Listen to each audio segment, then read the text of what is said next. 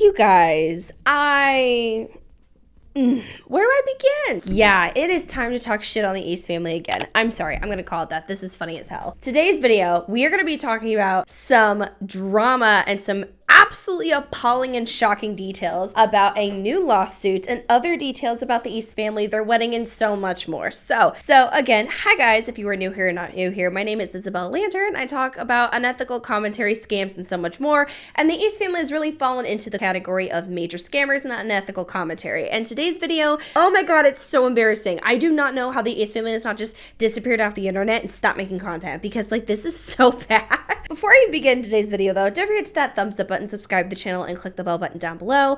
And without further ado, let's get into it. Let's go. There's so much that I need to dive into. We're going to be diving into some of the documents in the court case, and then also we're going to be kind of piecing together some very interesting information from other videos that the East family has been making that pretty much shows there's a lot of contradictions and lies that they have been spreading to other people. I'm going to tell you right now, if you are a new reviewer here that is coming on and you've never really understood why people hated the East family, please pay attention. Please pay attention, because you should not be supporting this family in any capacity, because they are literally lying, scamming, shitty ass people. And I will completely say that with my chest. And I feel absolutely devastated for those poor children who are involved with this. So let's talk about this. The East family is involved with a brand new lawsuit. Now, what is happening right now is, if you guys don't know, we've actually covered this recent, not so long ago, boxing event that they hosted. So they had a major lawsuit with this where they were not paying people properly. And so other previous boxing events, but with this boxing event, they were doing it a little bit differently. We actually went through about how there's many different aspects of this brand new boxing event where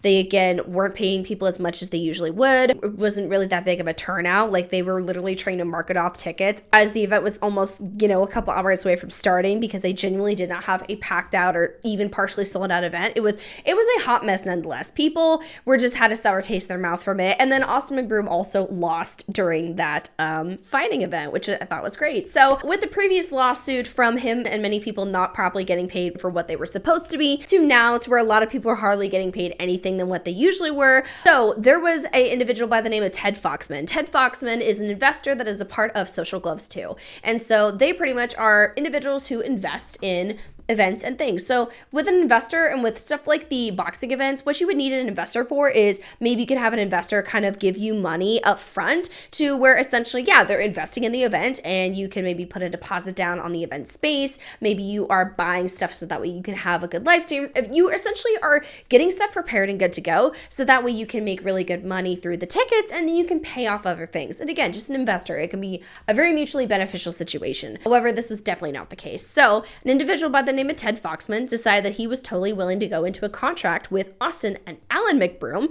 Alan Mcbroom is Austin's dad, and they were going to work together on this project to invest in the past boxing events. So if you guys don't know who Alan Mcbroom is, Alan Mcbroom, again, is Austin's dad. But something I do also want to mention that's very weird, and I've had a very icky feeling about this for a while too, is Austin has always had a very oddly close connection to his family in a way where they're overly involved with everything. Allegedly, the parents literally have control of some of the finances a little too much. And already Alan has given me the ick many times because he has had many crazy allegations against him. Like, he does not scream safe father figure that is looking out for his son. He gives me the creep vibes. But they work really, really closely with their family, and the mom of Austin, along with his dad, pretty much are involved with a lot of business discussions, negotiations, and things like that. And that is why Alan is involved in this lawsuit as well. The deal was they were going to be having $50,000 given to them up front, and they were essentially going to have $2.5 million given for this entire situation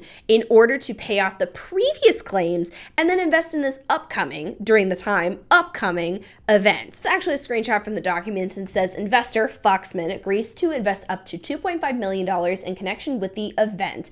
The investment shall cover, among other things, the amounts needed to settle the remaining fighter claims from the good while ago boxer event. But then it also says Austin McBroom shall, among other things, fight at the event for no charge. So pretty much what they're saying is Austin's not going to make any money, which, okay, good, sorry, but you shouldn't be paid shit if you are literally working and benefiting from these events and people still have not gotten paid yet from the previous event. Also, can I add, why in the hell did they even remotely consider making another boxing event when they are still dealing with other claims from the previous one? You know? Anyways, it says the goal for the event is to, among other things, feature no less than 5 fights and, 10 fighters in total. Investor Foxman shall have the right to terminate this agreement within 30 days of April 14, 2022. So 30 days from that, then he can terminate. If not, then the deal is still on, which, yeah, usually in a lot of contracts, you actually have a termination period, which is good because it gives you additional time to be like, wait a minute, hold up, I changed my mind, which I personally think is really important for people. You should be able to back out of certain things after a certain amount of time and know that your decision is completely final and done after a certain period. And so with that though, Foxman wanted to back out. So this is another quote from the article. So right here it says on May 1st, which was in that timeline, it says Foxman timely terminated the agreement in an email to Alan McBroom. So this is documented that he did this on the right time and everything. So he had every legal right to get money back and be done. So what I'm guessing is he had a little bit of a gut feeling or something, or was like, you know what, we're done. This is not good, right? Like this is not benefiting anyone. I quit, which good for him. I'm glad that he wanted to terminate because like he probably would have lost a fuck ton of money from this. And anyways, it says, and I quote, I'm exercising my option to get out of the show. I've decided to step away from the show and exercise my option to get out of our deal. We can discuss repayment of the $50,000 that I have already advanced to you. I'm fine with the sooner of either getting repaid when a new investor comes in or the next 4 to 6 months if the show doesn't even happen. And this was a text sent to Austin McBroom and Alan McBroom that day. And so what I would like to mention here is Foxman is ridiculously nice because he literally said, hey, you know what?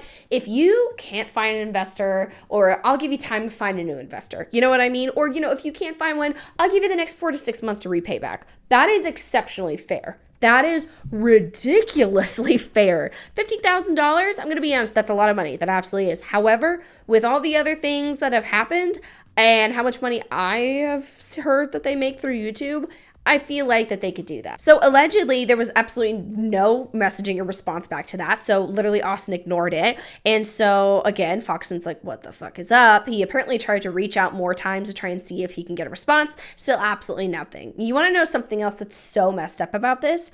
Foxman found out that Austin already found a new investor for the events. So that way he didn't need Foxman. But he didn't pay Foxman back. You want to know something even worse? Is Austin's lawyer decided to hit him up and say, hey, we actually don't owe you any money.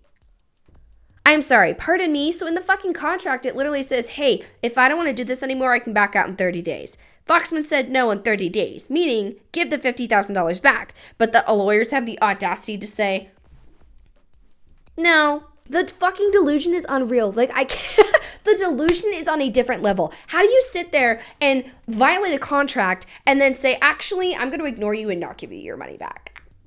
Literally, he is absolutely unhinged. Then it says in a text to Austin McBroom and Alan McBroom that day, Foxman actually elaborated and said, the progress we've made in showing everything going in the wrong direction. Every fighter is 50 to 75% over the budget. The fighters that were shown to meet are mostly eliminated from being possible without going even further over budget. So pretty much what they're saying is there's some people that, what I'm getting from this is there's some fighters where they are going to have a set budget. I would take this as similar to content creators and the rates, right? They're going to have set rates and they're going to say, this is what I will and won't take from you. You can pay me and then we can work together. Okay, simple enough. So what I'm getting at is there was original fighters that they wanted to fight, and probably because Austin's reputation is absolutely shit, people probably didn't want to do it anymore. And so because maybe Austin, per usual, is biting off more than he could chew, he wants to get other really, really big fighters in here because it would look better, even though it, again, is going way over budget. So 2.5 million. 2.5 million. And you're going way over budget. Literally, Foxman has every right to be like, you're blowing my money or even more, and we're not even getting in progress. No, we're done. I feel so bad for this guy with this. I don't know who he is, but I feel so bad at how this is happening. Like, my God. So this actually I wanted to show you as well. This is to give you some insight of some of the issues and settlements and claims that they have had previously with the other lawsuits. So these are some of the other fighters that were in this other event and how much they were supposed to be paid. And it looks like one of them was supposed to be $1 million in the contract, and they settled for 20%, $200,000. Vinny Hacker 500K, settled for 100K, 100K, settled for 80,000. It was all in total way significantly less than what they promised that they were going to be getting. I'm just saying, there was no fucking way I would be settling with them. I would have sued them so fast. Are you shitting me? And all I gotta say is I am so proud of Foxman, because keep the lawsuits up. These goofy fucks want to keep lying and scamming people and then keep this beautiful facade about we're a family wholesome channel. Keep suing them. I love it. I'm sorry. People need to be held accountable. Another thing I really want to mention as well with this is blows my mind how they literally bought a house. Or sorry, they rented a new house. And we literally talked about this on a previous video of mine. They rented a house and it's pretty damn expensive. I'm just saying it's nice, but there was no need to spend that much money, especially when you're clearly living beyond your means. Why are you spending that much money when you really clearly can't pay off previous claims? You could go for a more affordable minimal house until you can find something better. And there's no shame in that. I feel like they're so obsessed with their visuals and how they look and their egos. I truly think Austin and Catherine do not give a shit. And so therefore they'll do anything they can in hopes that someone will just allow them to screw them over. Like genuinely. Again, we're seeing videos of them like redoing parts of this brand new house. And they're spending a lot every single month, but yet they're in lawsuits again because they can't pay money back.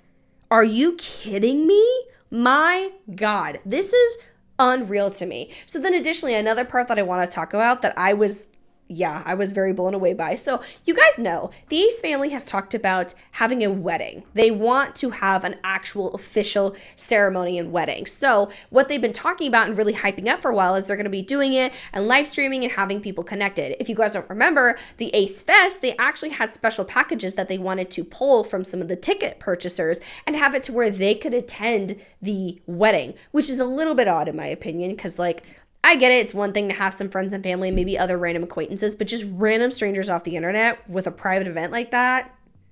Okay. And actually in a video, I'm going to play it right here.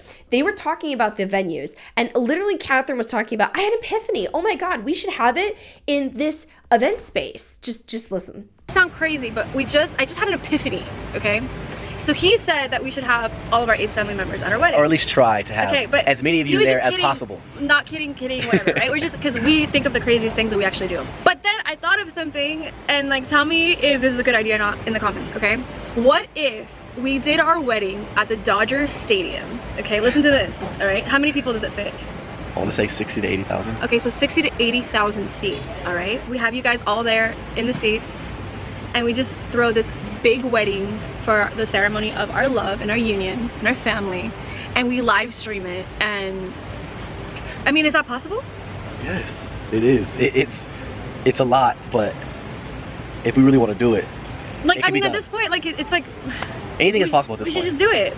Like, should we? I don't know. Should we just do it? No, whenever we come up with shit like this, like, it's scary because we end up figuring it out and we end up just doing whatever comes to our mind, which is crazy to think about.